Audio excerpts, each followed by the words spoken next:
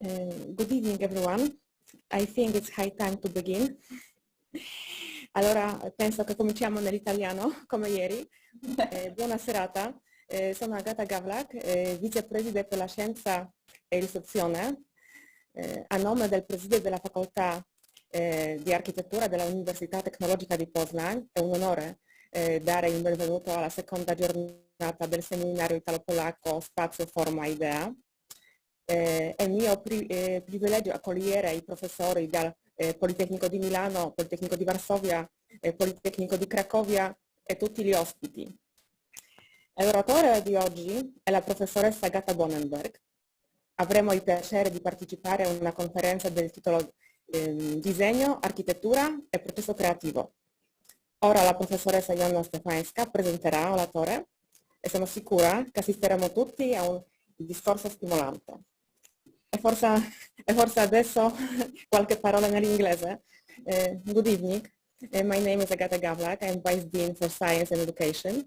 On behalf of the Dean of the Faculty of Architecture of Poznań University of Technology, I'm delighted to welcome on the second day of Polish-Italian seminar Spazio, Forma, Idea.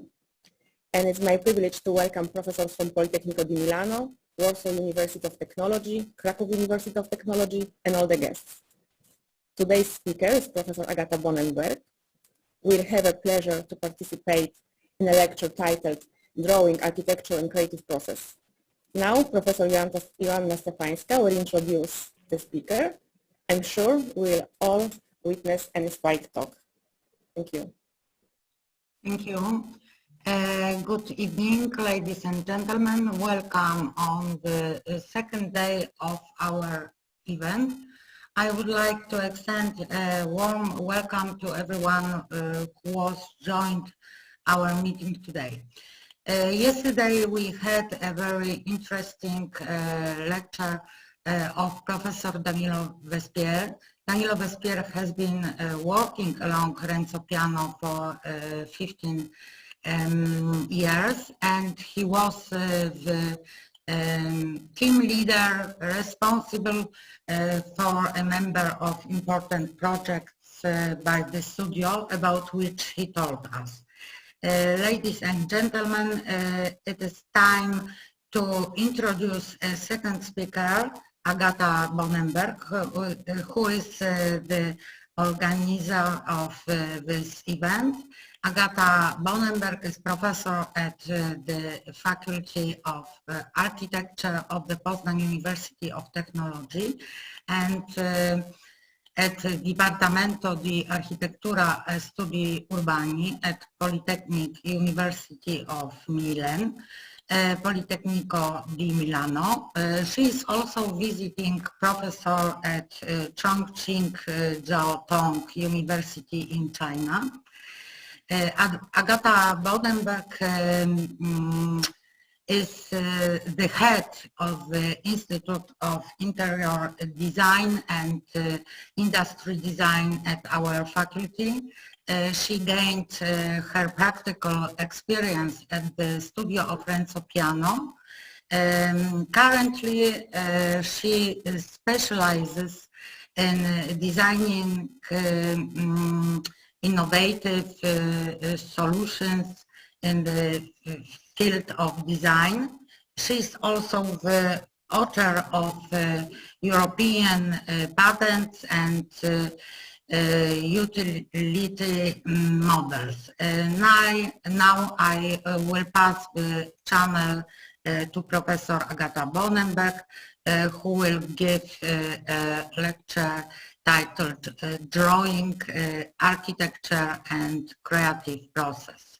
Agata, the screen is yours. Thank you very much. Thank you very much for such precise presentation. Ladies and gentlemen, drawing, architecture and creative process. I would like to start my lecture today with some, wait a second, I have some, with some, dramatic, but yet I think very, very important headlines regarding top global economical challenges. So obviously it is disproportion in wealth, so growing income inequality, the technology that drives the change in jobs, and it's forcing entire groups of professionals out of the market. And then we obviously have the change of ecological condition, which is obviously creating political instability, migrations, and so on and so on. And so what do our contemporary experts, economists, respond to that? Well, they generally have many different concepts, but most of them agree, and most of them point out to tackle, to engage human creativity into forcing or reinforcing the growth of economy. So it is important to understand the economic implication of creative individuals in the new economy and related fields. So for example, the economics of knowledge, the economics of science, the innovation management. It is necessary to make innovation, and creativity the basis of a new industrialization and fuel for new economic development. And this process has already started, because we know that the socioeconomic concept of creative class has been already created and has been described in America as a result of studies within the standard occupational classification system. And it is estimated that in the United States, the creative class constitutes about 30% of the entire workforce, and then they also subdivide that there is a secondary segment of superactive core and creative professionals. So basically, we have a situation when a person's economical success is very much related to the creativity and innovation that they can create or introduce. Creative class has also has created a certain custom and cultural even consequences. So for example, we have increased acceptance for diverse lifestyle, for unregulated, flexible working hours. We have the freedom of this task-oriented evaluation of work results, a place of work that is usually, in distance. Increasingly doing home-based work, and even not under a pandemic situation, with both positive and negative consequences of this. Then we have the tendency to create interpersonal relationships of a little bit less formal nature than what we are maybe used to in the corporate style.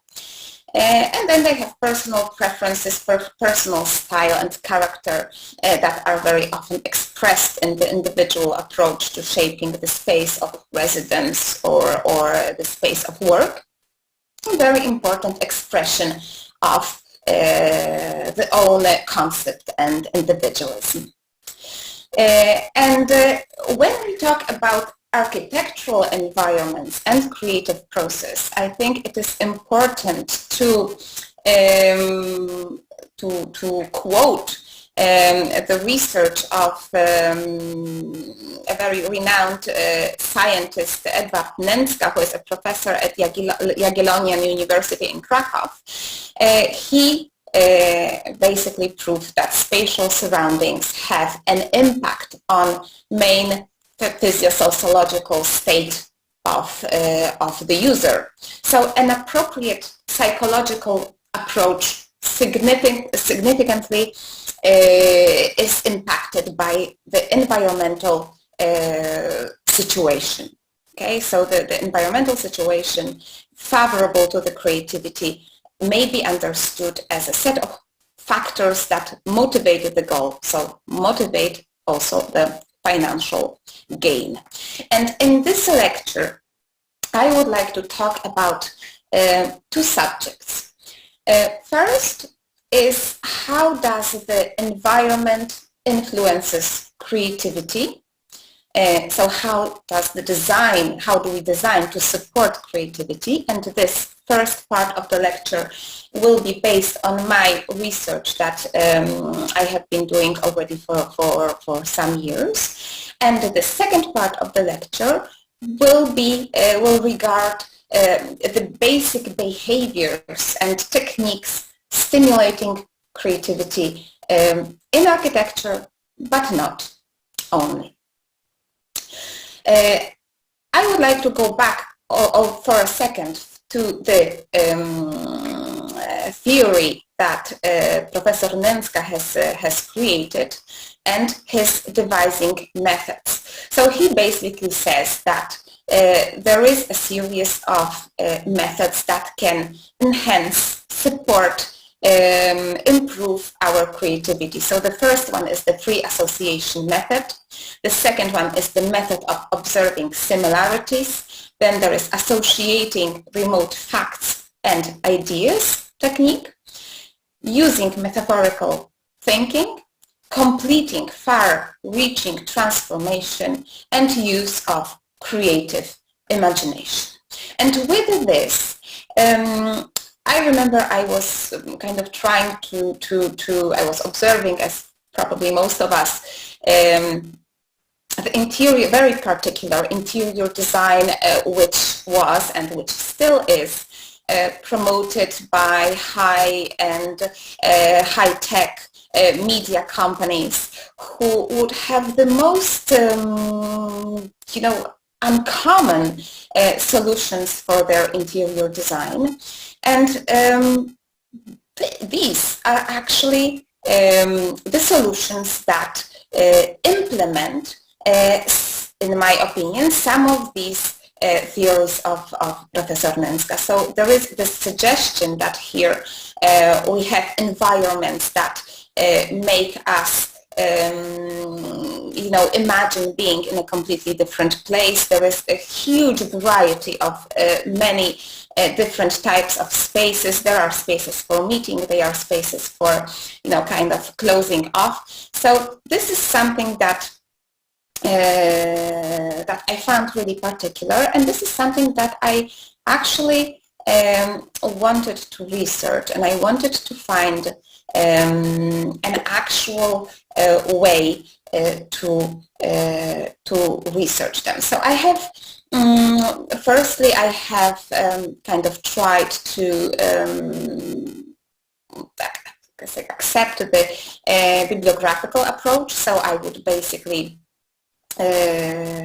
create a table with the ability to think creatively and discover innovative solution, and I would kind of try to relate this to architectural space forming goals. So for example, enabling people to talk to each other, enabling people to change the position of the body, enable interaction in a group, having space to stay alone, and so on. Then obviously it is, things are also connected with the application of information and communication technology, so the entire infrastructure, and also the concept of individually formed and personalized living spaces. So the research tool which I have developed is composed of two major elements. The first one is the analysis of visual data, and the second part of this research concerns survey results. So I will present now this methodology, this approach, and my the study group here is a group of students. And I basically asked my students to recall 3 moments in the last months when you have come up with a satisfying solution to some kind of logical or work-related problem. Okay, that was their task. They were supposed to recall these very particular moments in a recent history, so that they can recall it quite precisely. And then I asked them to take photographs which would illustrate as closely as possible the moment when they found this adequate solution to the problem. And I call it a eureka moment. And I would be asking them to be as precise as possible to recall the space when it happened, the daytime, maybe the people, maybe the animal, any wider context about this particular moment that you can show in a photograph. Eureka moment, it is a very particular moment because this is the moment of implementation in an intuitive, creative process. It is also sometimes called epiphany. Epiphany is a moment of revelation, and it is known as a concept. It's known since ancient times, and it can be exactly considered the moment of culmination, the end of conceptualization. And I have received this let's say, part of research was based on 480 photographs. Now, obviously, I have much more. And when I received these photographs, I have put the particular categories. So, for example, a category of indoor space, and then I would further subdivide them. I would tag them. So, for example, residential space, dedicated workspace. And here you have some of the photographs that I have received. And then, for example, a category indoor space and the tags residential space, rest, relax. So when you can spot beds or space of relaxation, or tag residential space, household works, when someone is, I don't know, doing, here you can see the washing the dishes and things like that.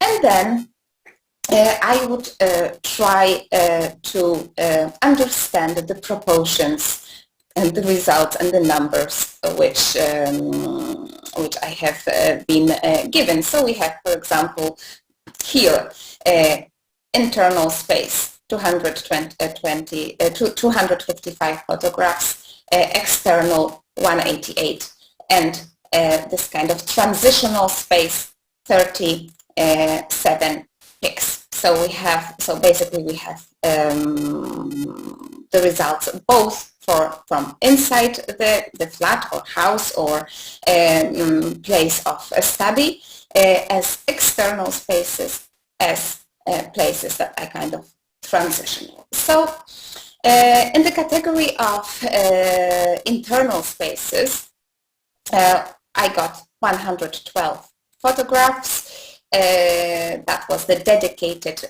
workspace. Then I got 61 of the relax space, internal space, and then some photographs that were taken during houseworks were also pretty common. So here are some of the photographs. Category indoor space, residential space, dedicated workspace, various photographs not related to workspaces, and then a pretty important, let's say, part indicated the category of external spaces. So parks,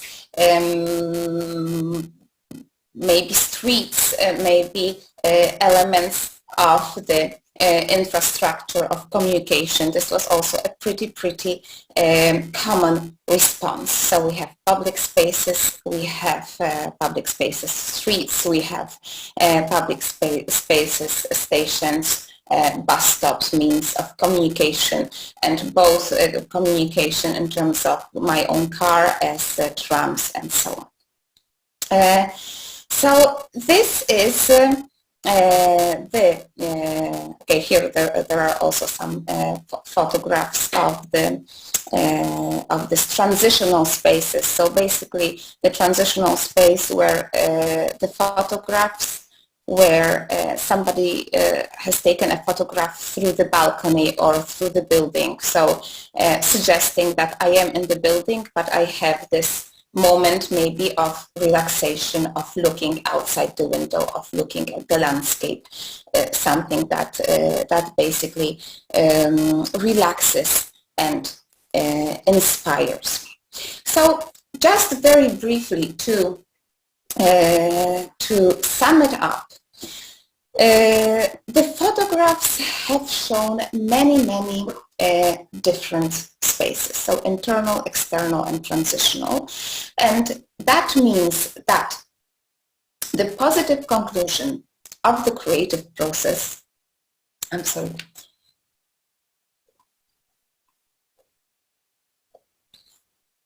it basically means that this positive conclusion of the creative process often does not take place behind the desk. And almost 40% of these photographs present public outdoor spaces. And that means that apart from interior design, which we have seen in the previous photographs on examples of Google and Facebook interiors, and architecture itself, also what widely contributes to the creativity, to establishment of new concepts are external public spaces. So if we would like to compose guidelines for designing environments supporting creativity, we would probably say that it is that we should encourage the use of formal solutions enabling and altering intellectual stimulation and rest, so not to get bored, we have to have one and another. Separation of the more informal space, a space of relaxation that serves basically the isolation and the concentration, including informal meeting spaces for group interaction, diversification of landscapes. And here I would like to underline that it can be both inside the building and outside the building. So variability, visual diversity, enabling the exploration within this diversity that we may create both on the outside as inside the building. And then obviously interacting with nature, because it is something that is probably calming our minds and also inspiring us. And this also both inside the building, outside the building. Then it is great to have to underline this openness to the cultural landscape, possibility of interaction with others, and striving for construction of facilities that somehow support the activity in the external space. And I will show the examples of that. So one of the probably best known and really widely published public space that represents the use of formal solutions that is enabling this, altering intellectual stimulation and rest is, for example, the High Lane Park in New York that was realized in 2000 2003 by renowned architectural office, the Lersko-Fido Architecture, Landscape and Design. And observing this project, one can see how diverse spaces, how diverse way of use the architects have developed in this park. So we have the spaces of relaxation, we have spaces for isolation, for concentration, but then also we have the spaces for interaction, for staying in the group, maybe for discussing things or for some kind of a show. This is like a kind of amphitheater that is also designed, that is also present in the space. We also have very different approach to greenery. In some parts of High Lane, the greenery is pretty intensive, and some it is not present. So it is this diversification of landscape that we can observe, and the visual diversity is really a strong characteristic feature of this project. So here I have some detailing, obviously fantastic detailing and landscape design, and also this space is very rich with works of art. So, for example, this is one of the pieces of art that can be observed in this space, a kind of I don't know, even a collage that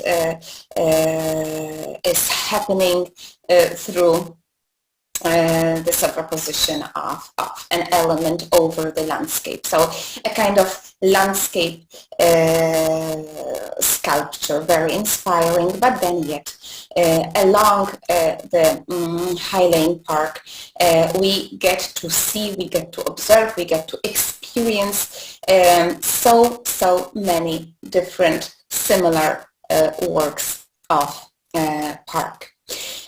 Another public space that has been specifically designed for this kind of diversity, for inclusion of many different elements and many different activities within the public space is this public garden, public park in Copenhagen by Big, so that by Björk Ingels.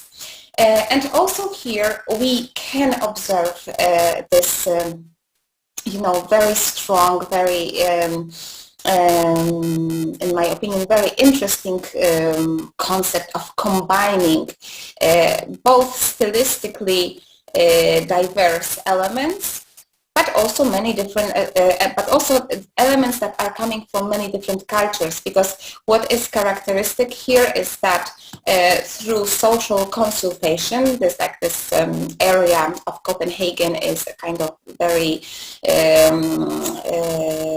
with a lot of mixed minorities inhabiting the area. So these minorities and the people from the neighborhood were asked to, let's say, design or imagine or propose elements that are characteristic for from countries of their belonging. So, for example, we have some Arab signs here, or Arabic art. We have other elements that we have these palms and many elements, details that are characteristic from about the backgrounds of the inhabitants of this district. Right? Apart from the fact that obviously it is extremely expressive, very, very colorful and very, very easy to identify, and provides a lot of different spaces, both spaces for city sports, so like obviously biking and roller skating, but also places for rest, places for play, places for to sit, and so on. And this panel basically shows this diversity of actions and of different different environments that have been proposed in this project, and I think this this variation is its strength. So I also thought it was a pretty great example. So these two examples were basically something that sums up pretty well the first part of my research. So the part of the research that is related to, let's say, decoding the information that I get from visual material. And then the second part of the research is the questionnaire. And in from the questionnaire part of the research, there are some, let's say, basic assumptions. So, for example, from physical aspects, performing simple schematic actions, enabling kind of thinking in the background, supports creativity. What is also quite characteristic that on-the-way situations also support creativity. So when we are in a travel or when we go from one place to another. It seems that it's also stimulating to have physical activity. And generally the changes in body position, light physical activity, not very heavy physical activity, but light physical activity seems to influence that in a positive way as well. And then the second part of research regarding the questionnaire is more connected with psychological aspects. So we know that the spatial solutions affect emotions and behavior more effectively if they are characterized by a certain radicalism. Okay, so if we have a space that is somehow very, very characteristic and provokes associations, surprise, encourage to stop or slow down, encourage exploration, changes somehow perspective. And I have some examples that I would like to show you.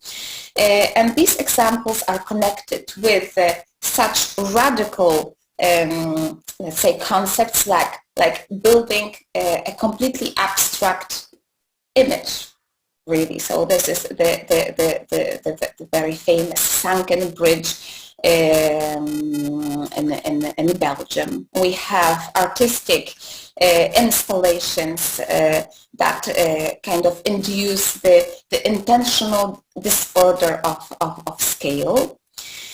We have intentional and extreme change of perspective, and I am showing here an interesting example which I have come across during Expo in Milan in 2015, and probably you recall it is a project of British Pavilion that was it was a vision of a beehive, and there was a pretty complex story about this beehive. But what was actually really, really charming is when you were approaching this pavilion, you would be walking kind of below the level of this beautiful grass and flowers and so on. And the idea of the architect was to introduce the guests into the pavilion,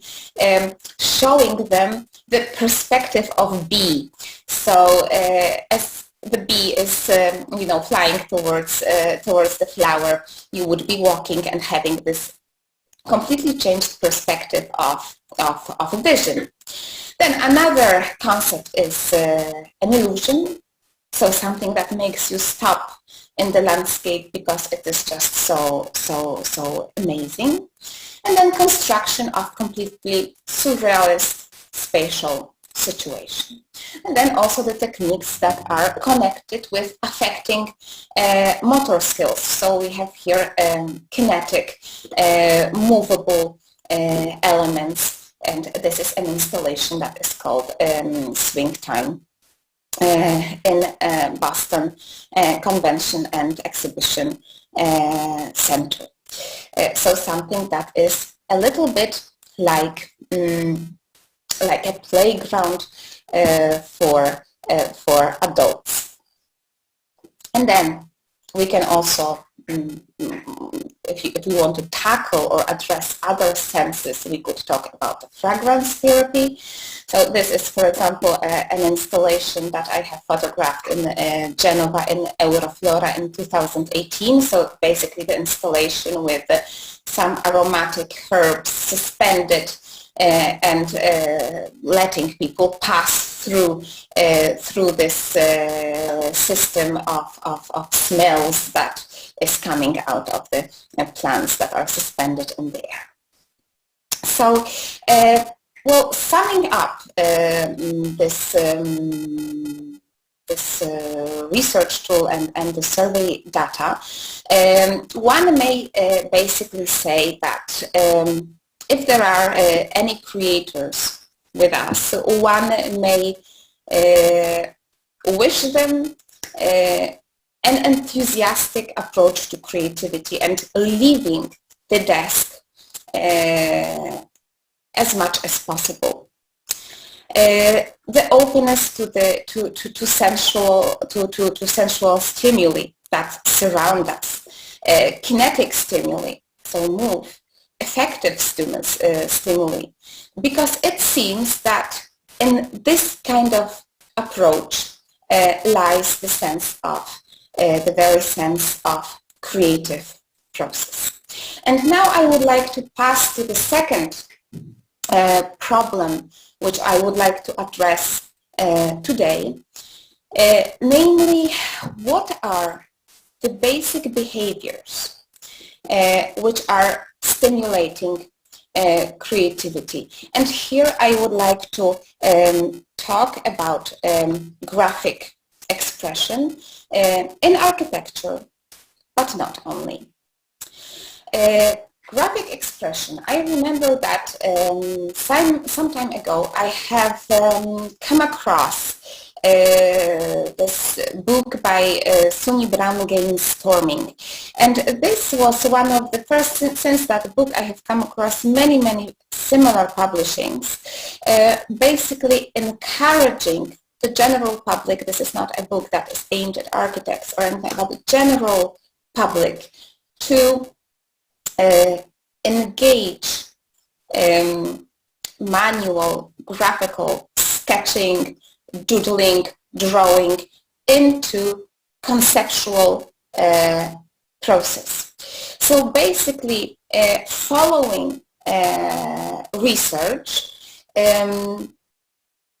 we know that even though our culture is very much based on purely verbal information, verbal or written information, people who doodle, draw, make graphical signs while learning, while trying to memorizing things, intake 29% of information more than persons who don't do that. And it seems that the reason for that is that basically drawing is something that is very native to human race. It is something what we have evolved with, and this is something that definitely supports and has strong influence on how we think, how we elaborate information, how we synthesize information.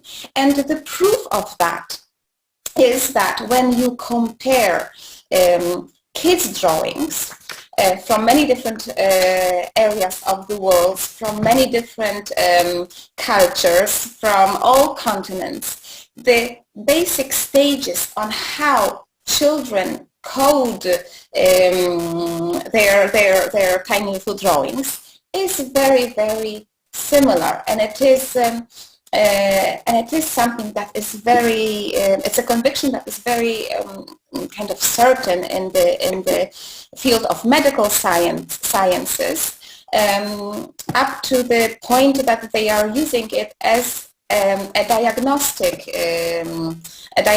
tool. So in order to check if someone does not have a brain damage or something like that, they are checking the ability to draw.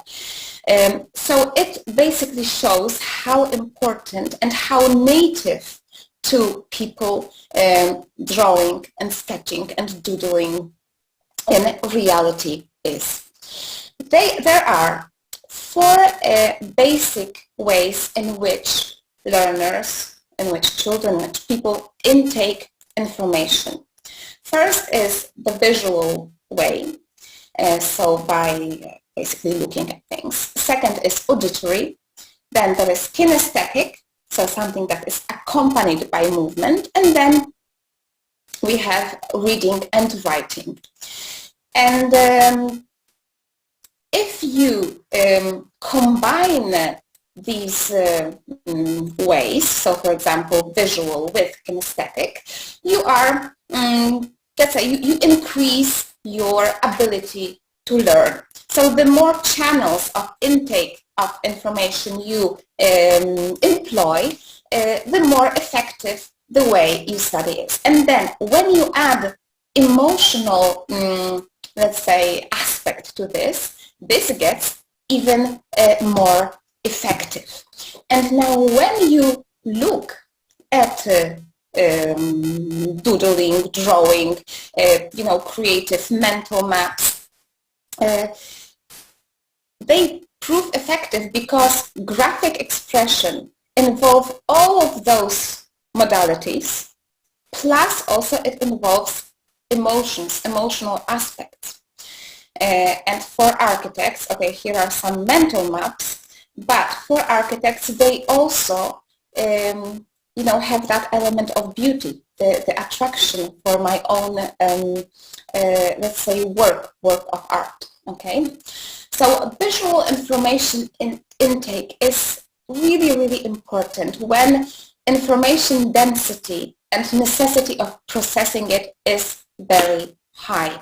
And in architectural design, one needs to take under consideration a lot of aspects, and aspects concerning the context of architectural landscape, technology, functional requirements, aesthetical demands of geometry, form, and so on.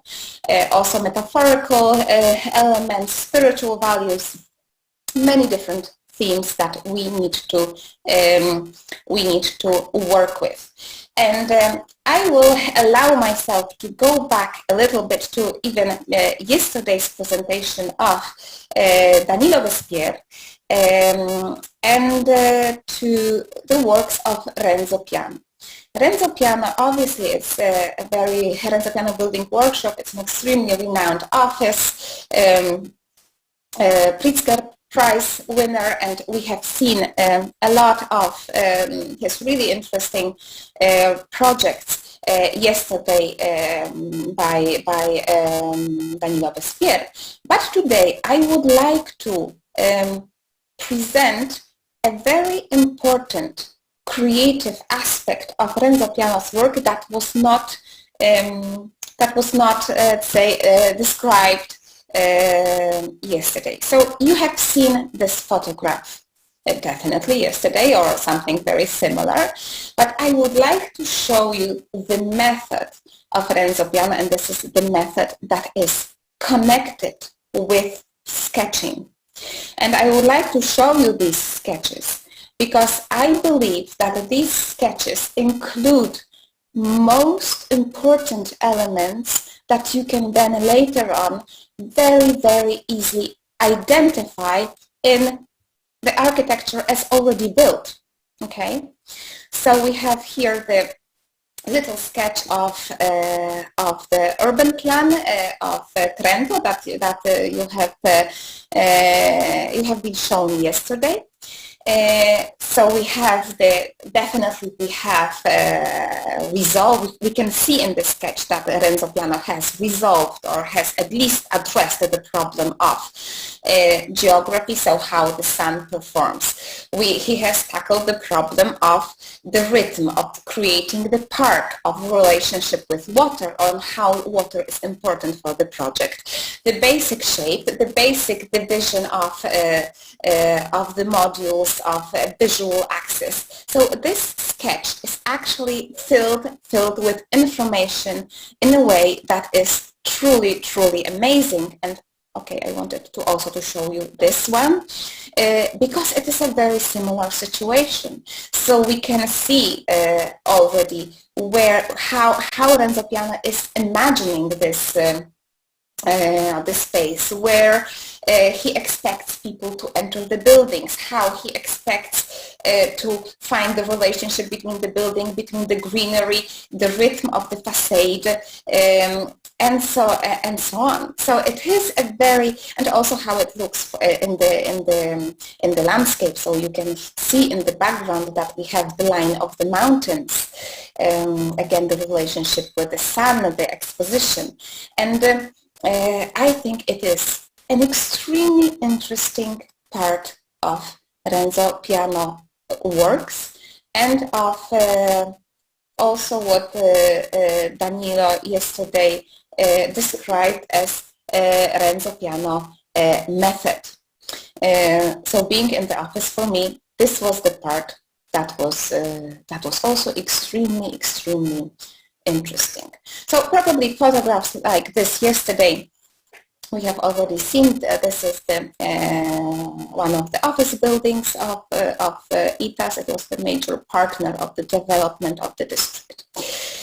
Here I will be talking very little about the projects, but much more about the sketches themselves. So what you see in the screen now is a development of a visitor center near the Ronchamp Chapel. So Ronchamp Chapel, it's known to everyone, very celebrated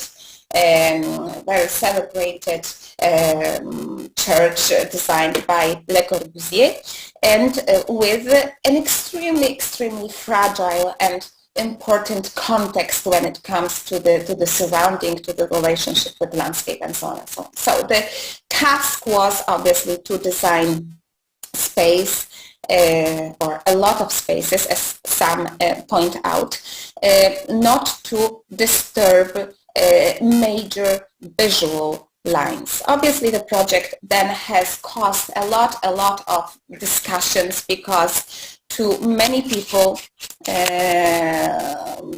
this construction was definitely too intensive, too many buildings at the end of the day were constructed, and also the development of the site in this manner, as you can see here, would encourage really a lot of tourists, and in this manner, kind of taking away this character of the place. And obviously Ronchamp was supposed to be a pilgrimage church, so somewhere you arrive and you have time and space for thinking, for praying, and so on. And having this pretty strong development going on there was probably not the idea for many people who took part in the discussion at the Ronchamp Chapel development. So, but here, going back to the topic. So we see the sketch by Renzo Piano that is showing this kind of zero impact result of his architecture, and that is developing and researching the relationship between people, between the greenery, and the scale of the greenery and the scale of the site.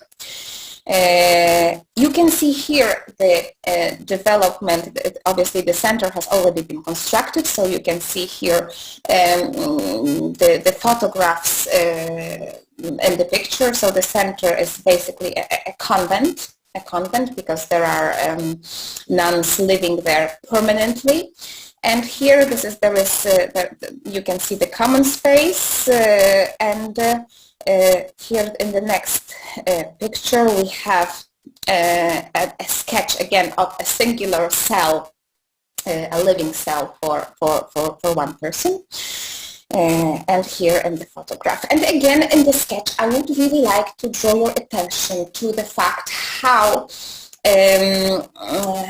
many information we have here. So we have information about the scale, the human scale. We have the information about the relationship with an outside. We have the information about this kind of transitional space between the two, say, layers of the facade.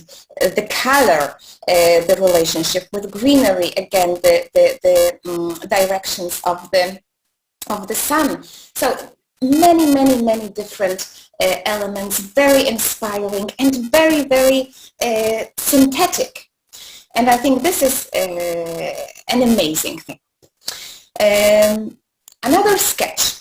This sketch by Renzo Piano has been drawn for a development or let's say a change of function of a very, very renowned historical building. We are talking about the factory Lingotto in Turin. It was a building, a very celebrated building constructed in 1916 by Giacomo Mattetrucco. And I'm sure you have seen it, well, okay, students maybe not, but professors probably yes, have seen it published many times. It's a very particular construction where the building was developed together and to match the internal function of putting together the cars, because this was obviously the Fiat factory, the factory of cars, and the cars would be constructed from the bottom to the top, and then on the roof we have a car track for test drives. And this was a building from 1916, but obviously belonging to the Agnelli family. The Agnelli family is a very rich family here from Italy, the owners of Fiat. After the production was obviously moved outside Italy mainly and changed to different buildings, this building obviously had to be preserved, and the requalification and the proposal of new functions and the project was entrusted to Renzo Piano. And in the program, in this building, there was an idea, a concept of establishing the Pinacoteca, so a museum that would show the art collection belonging to Agnelli family. And here in this sketch, you can actually see how this museum, how the Pinacoteca was composed. So basically, Renzo Piano, in order not to disturb this historical line of the building, imagined or envisioned, this little jewelry box. The concept of the jewelry box that keeps the most important and the most precious works of art of the Agnelli family, basically lightly situated on the roof of that factory. And here in this sketch, you can see how Renzo Piano has envisioned also the connection of that jewelry box with the factory floors. And even in this sketch, you can see precisely we have a main staircase. We would have some place maybe to look out. There is important the aspect of light. So I understand already from that probably the interior of the jewelry box will be illuminated by natural light and will be interconnected into the bottom floors of the building, where other let's say where the exhibition continues, because in fact the exhibition is obviously not only here, but it continues down and it's connected to the building. And so here we can observe the detailing, and we can observe how these elements that are shown in the sketch are actually interpreted architecturally, are actually interpreted with with light, with building, with and I have many more views. So you can see this view. This is a view from this spot here, from the connection between the jewelry box and the factory. And precisely, maybe you are wondering, what is this? Obviously, this is another part of this project. So this is a conference room for the Agnelli family as well, with a helipad. So basically, it is possible to come down with a helicopter and land on the roof of the factory and directly go to this conference center that is symmetrically on the other side of the roof. So exactly, and here you can see this is the view of this shaft, elevator shaft, leading the natural light into the building. The sketch of Biosfera di Genova. Biosfera di Genova, some images were already shown yesterday. I know that when Danilo Vespier started working for Renzo Piano, this project was on site. And as you can see, this is a very important, very nice, important element of the Genova Bay landscape. And in the sketch that illustrates this project, you can observe very, very well the human scale. You can again observe the way the building will be kind of funded, and that the fact that we need to have some kind of shaders. So even these elements here were already kind of included in this first concept of Renzo Piano.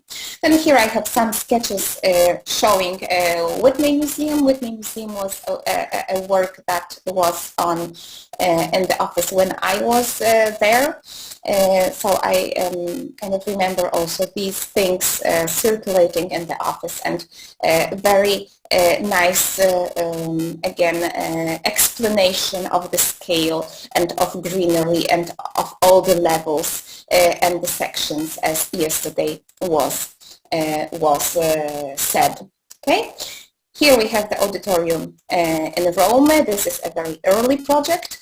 But I like the sketch a lot because with this, kind of swirling movement that seems really, really nearly something that one does without thinking, Renzo Piano has shown the centerpiece, the most important element of the auditorium composition. We have these three forms that are concentrated around this common space and the auditorium, here the central auditorium.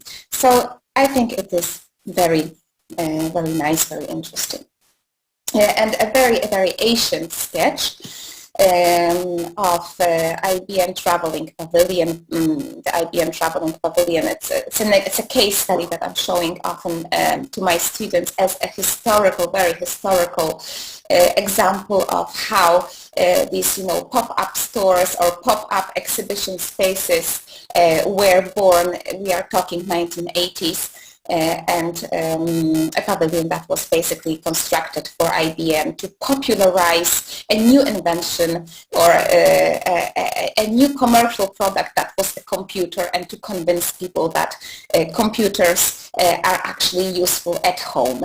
So we all know that now. And yes, but that was the purpose of this pavilion. And again, we can see how detailed and how great the sketch is, showing the way the floor was designed in the pavilion, because it was also a concept of double floors that we use nowadays in the office. At the time, it was not that obvious, and it was not that common. The context. So the pavilion, the history of the pavilion was really interesting.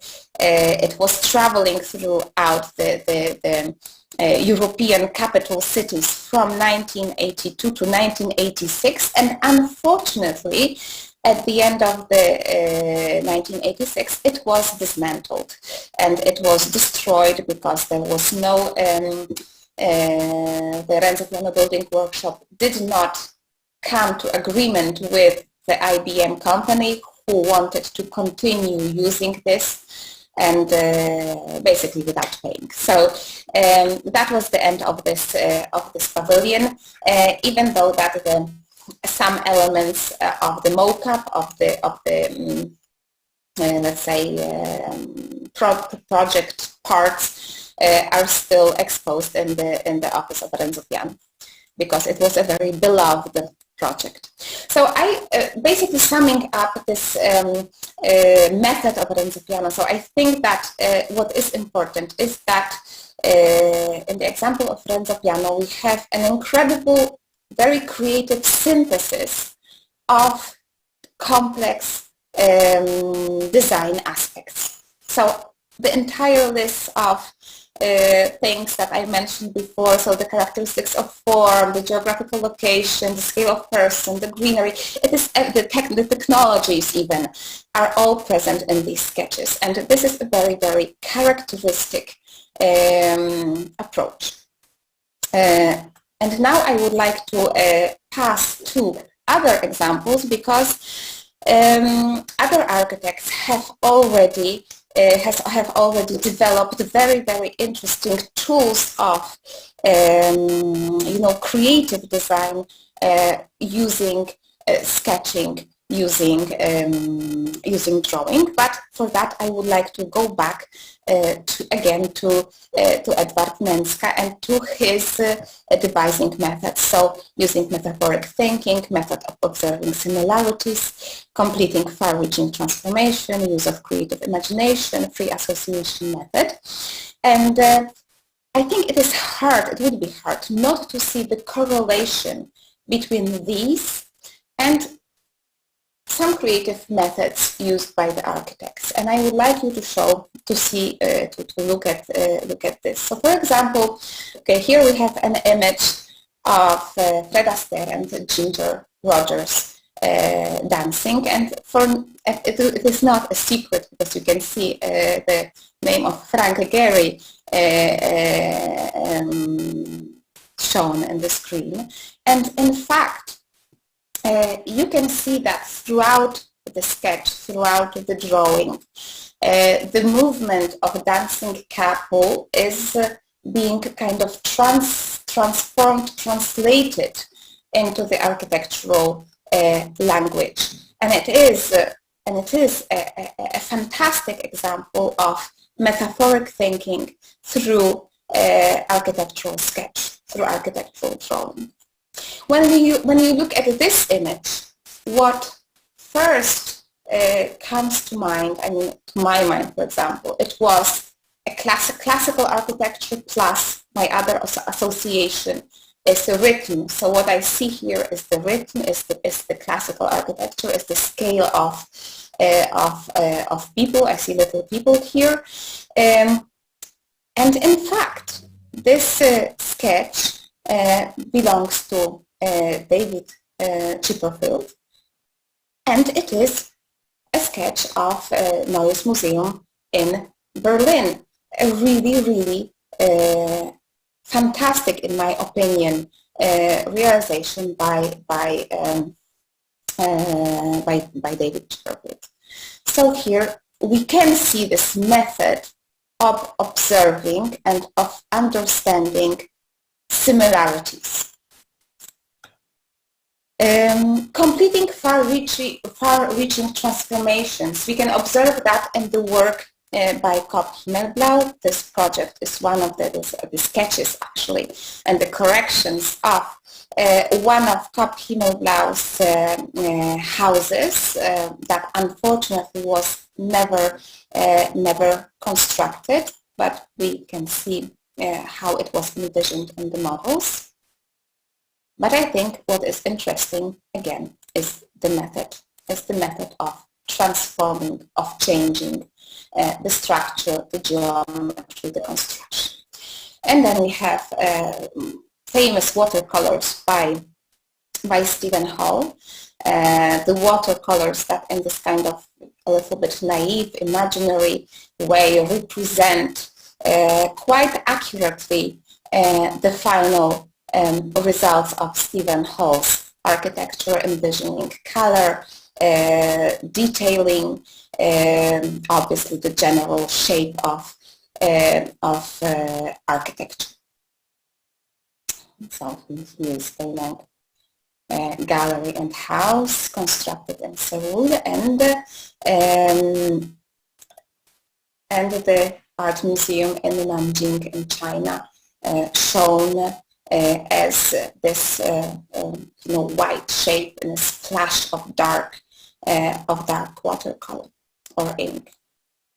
So looking at these few sketches, we can see that this architectural sketch is a base of conceptual thinking.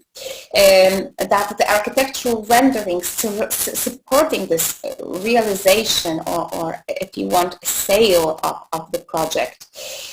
And architectural freehand rendering and mixed media rendering are still used for that reason. Architectural drawing can support the brand of an architect or office and self-identification. And then architectural sketchbook is a mean to understand and remember certain spatial context. And here I am coming to the end of my lecture, and as a last architect and creator I would like to talk about is Will Alsop, and his amazing methodology of drawing, of painting, and of turning these paintings and these drawings into architecture. This is actually one of my favorite architects ever. Unfortunately, he has passed away three years ago, so it was a very sad message. Will Alsop creating, he was using various techniques, painting, collage, photo collage, everything to help him create architecture that is very unconventional. And in fact it was, because for him the buildings actually, and I will quote here because these are his words, so some of my paintings result in buildings and some do not. I am interested in what happens when there is no intention, and I make no distinction between art and architecture. To me, they both begin in the same place. And in fact, looking at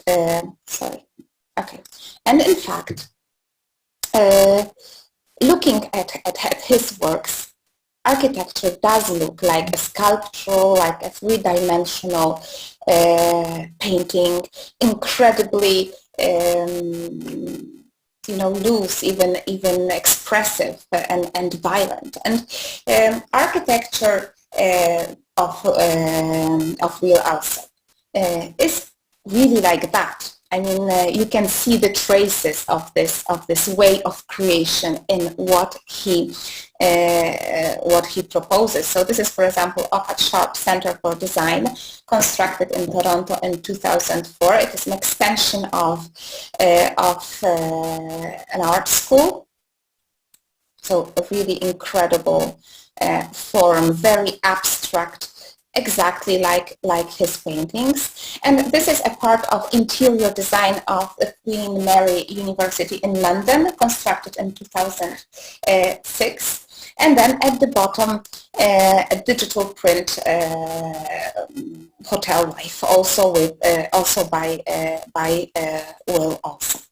So you can see how this architecture and how his paintings are actually really close to each other when it comes to color, to facade, to composition.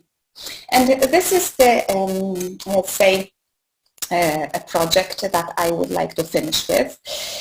This is Forward Children's Centre, constructed in London in 2004, and this is a kind of open air playground, but also an educational centre, and it is something that is, I think, very important for contemporary way of thinking how environment influences the learning and the teaching process, because from one side it is a completely open building, so the walls are, it's a net, so inside the temperature is as outside, to encourage children to play outside, because most of these kids that live in this neighborhood are definitely not from privileged class, let's say, and the problem is that they spend a lot of time at home in front of television. So creating this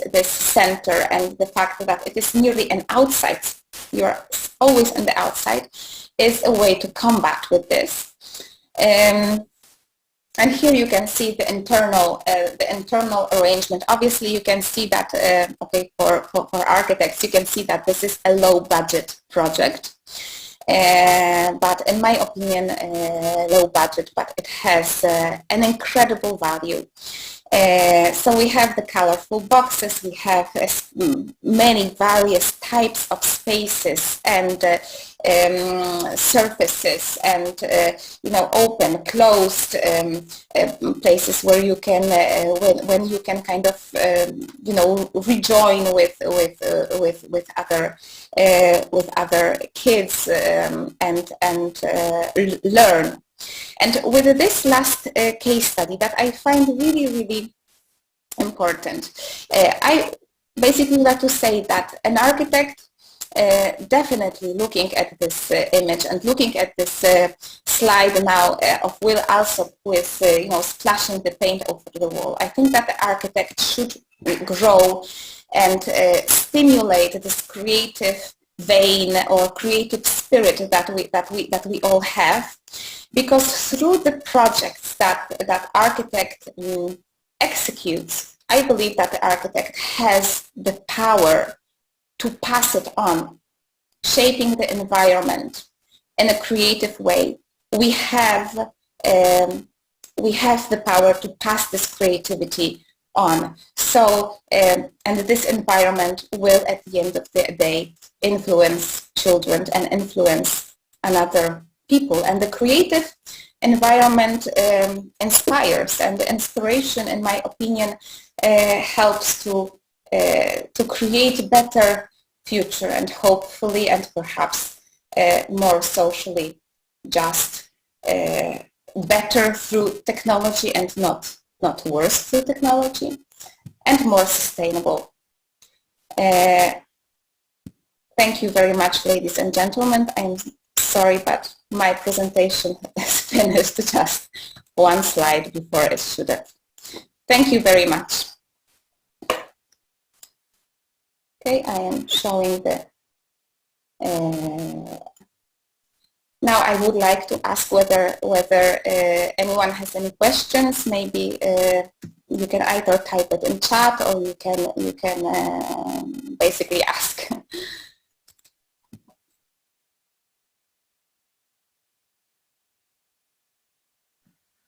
May I? Yes, absolutely.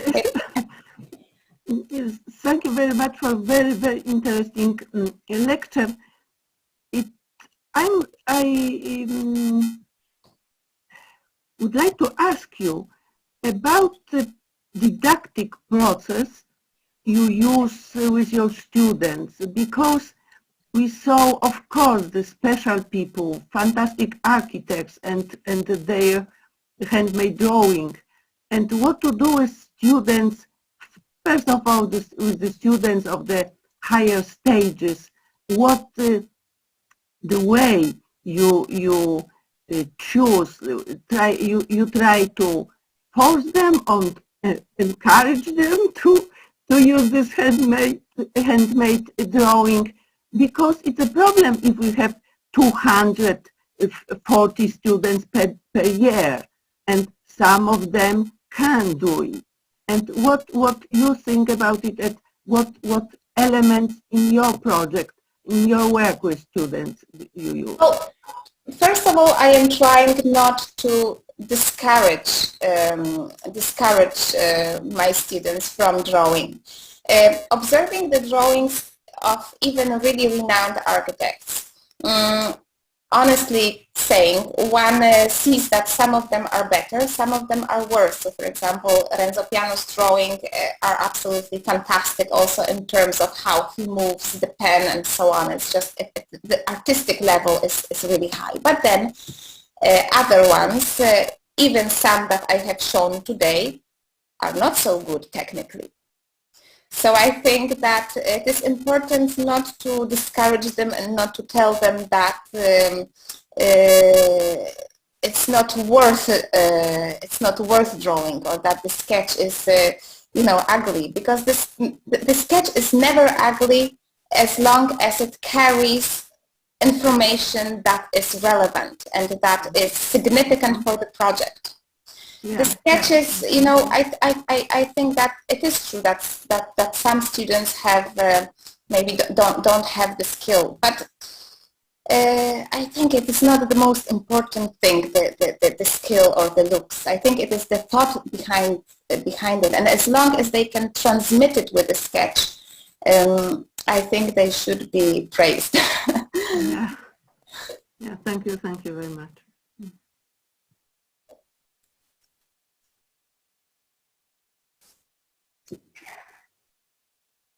I don't know if there is anything else that anyone would add up. I will see in the chat.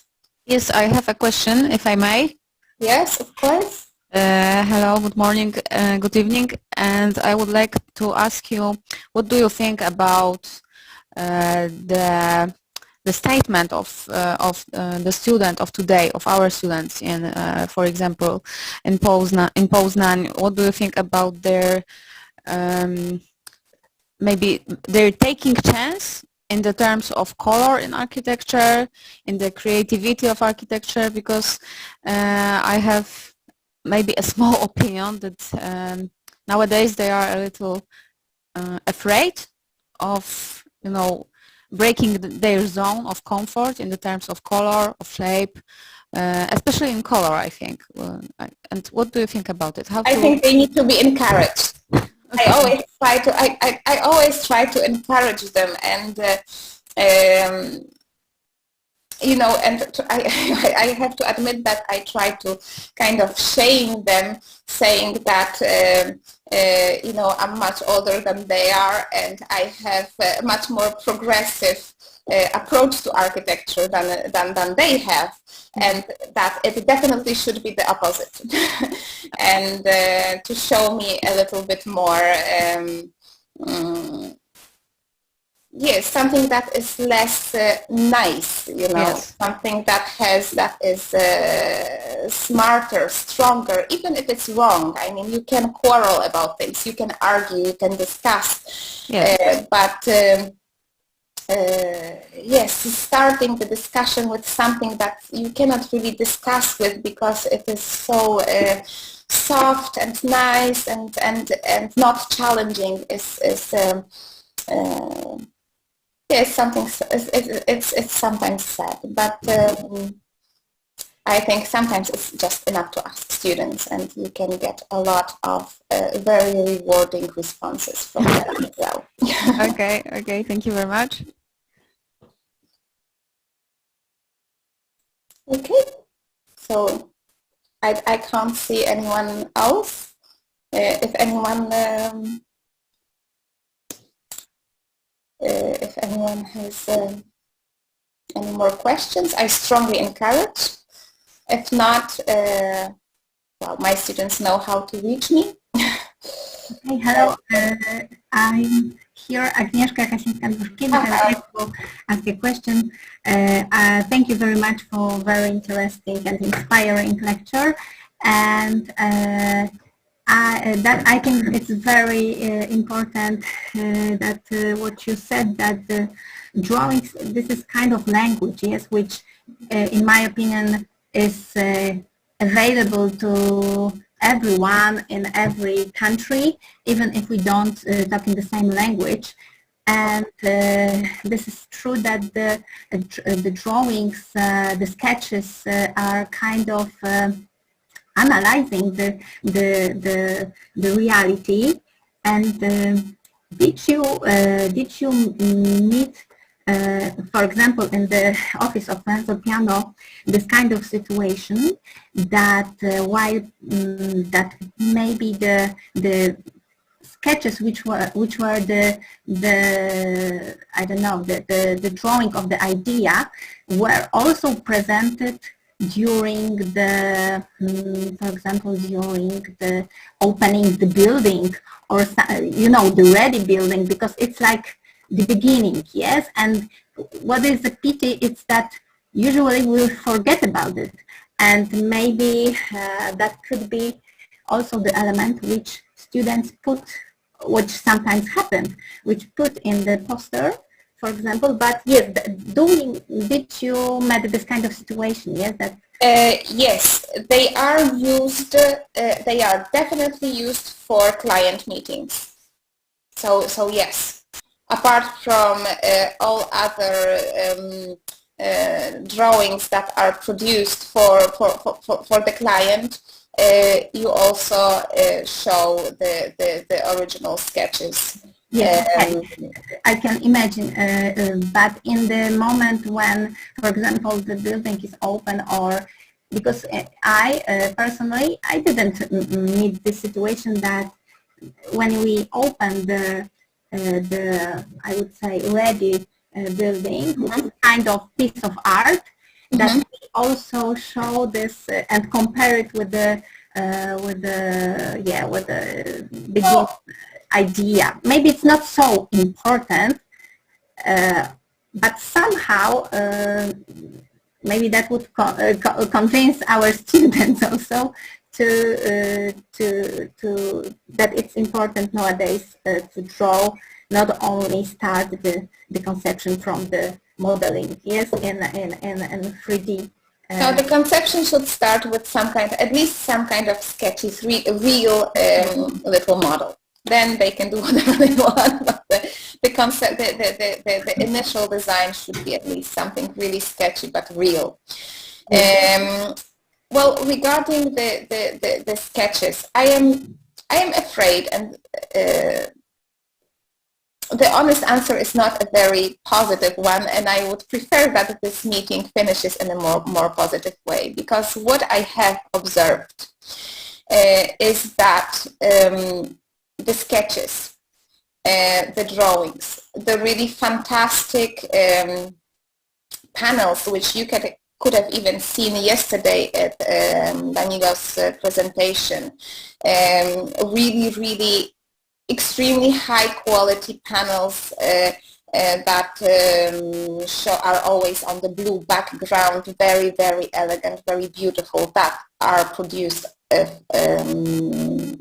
by the office, are very seldom published in, for example, when the houses go on sale. So when there was the Trento project that we both worked for at Danilo, I was surprised that when I arrived and there was already the sale of the apartments, the materials for sale were renderings, and not even very nice renderings. I mean, the office had so much better material to show the architecture, but I have doubts whether this kind of representation is effective, or whether the people who are selling the flats are convinced that they are effective in selling the flat to the client that is a popular client. Do you know what I mean? I think this remains a certain, you need a certain level of expertise in order to I think, understand this and appreciate this and continue, you know. Awareness of the client. Thank you very much. It's an honest response. Thank you very much. If I can, I would like to ask a question. Your research is based on collaboration with experimental group of students, and you have experience in teaching students of different nations. So my question is how the roots impact the creative process that you have already described. Are there any interesting differences that you observed? The group, the case study group was Polish, this one. Only Polish. But generally, in teaching, there are some differences? I think that teaching very international students, because the Milan groups are international students. I think it is very similar to when we in Poznań accept international students. So I would say that the major problems are similar. So they have very different, they start from different levels, their background is extremely different. Okay, sometimes language competencies, but if they draw very well, it's easy to communicate with them. I generally think that at the end, at the beginning, you know, you need maybe more effort and to be put in such a various group, but then teaching them is extremely rewarding, and I have always found it very, very rewarding. Thank you. Okay, so I don't know, I don't see anything in chat, so if there are no more questions, I would really like to thank you very much for your presence and for the fact that you have come, and